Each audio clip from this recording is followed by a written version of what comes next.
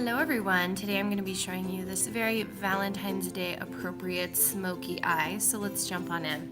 So first I am going to be using everything out of the Morphe Dare to Create palette, that's the 39A. I'm starting off with Sunder, and I'm just sweeping that all over my lid, focusing it mostly in the crease, then taking Transitional and doing the same thing, focusing it mostly in the crease, but also blending it down onto my lid. And then again, doing the same thing on the other eye. I am going to be using just the same Morphe brush for all of this. And then I'm going to be taking Transitional again and sweeping that on the lower lid just with a flat shader brush. And then I am going to be taking the awesomest, most beautiful red you've ever seen. This is Snatched, and it is gorgeous. It's more of like a frosty finish, but it is so creamy and blendable. And I started picking up just small amounts at first and blending it out, and then you can see I keep looking in my mirror to make sure it's not getting too dark or too frosty, if that makes sense.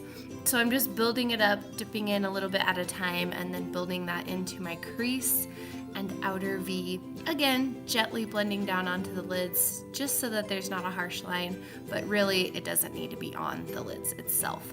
And then doing the same thing again with the other side, just blending until I get a nice red look. Then I'm going to take Create, which is a super gorgeous purple. I mean, you guys, every color in this palette is a huge win. And again, sweeping that into my crease, focusing it on the outer V, and I just keep checking to make sure I get the shape that I want. If you are bad at getting the shape right, you could use shadow shields. They will really help you a lot. And then again, doing the same thing on the other eye. Just keep looking to make sure that they are even and proportional to each other. Then I'm going to be taking Snatched just on my finger and sweeping that all over my lid. This is such a creamy shade that using your finger allows you to pick up the least amount of product and place it with opacity. Does that make sense? So you're not dipping a brush into it and wasting it, because I want it to be really opaque on my lids. Then I am taking this color Trendy, also from the palette, and also sweeping that on the lids, just because I wanted to give it a little bit more of that purpley tone as well as the red.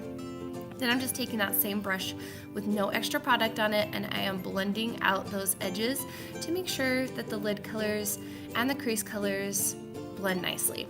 Going into the Jaclyn Hill palette, I'm taking this white and shading and highlighting under my brow bone and on the inner corners. Now that's the only thing I have to say bad about the Dare to Create palette, is there really isn't a highlighting shade. There is no white or cream, and that bums me out. Here I'm back with mascara, and then I am going to use L'Oreal Brow Stylist and plump up my brows.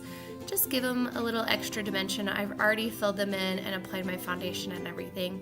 Then I'm popping on Ardell's Magnetic Wispy Lashes. Now if you want to see a tutorial on this, go check it out. I have it on my channel. And then I am taking MAC's Blush in Margin and sweeping that all over the apples of my cheeks and gently blending back. Then I'm going to take the Anastasia Beverly Hills highlighting palette and just taking that beautiful pink champagne, I'm going to sweep that on my cheekbones. And then because I felt like it was a little too chunky and bright for highlighting like above my brow bone and down the center of my nose, I am taking Vanilla Quartz by Becca and sweeping that over where I've already placed it, as well as down the center of the nose, the top of the cupid's bow, a little bit under the brow bone and on the inner corner, just to amp up that highlight even more, because oh man, I love highlight. I think it's one of the prettiest parts of doing the makeup. Definitely one of my faves. And then I'm going to apply Lip Sense in the shade First Love to my lips, top it with Sand Gloss, and this look is complete. And remember, Lip Sense is kiss proof, so you'll enjoy your Valentine's Day. Bye guys!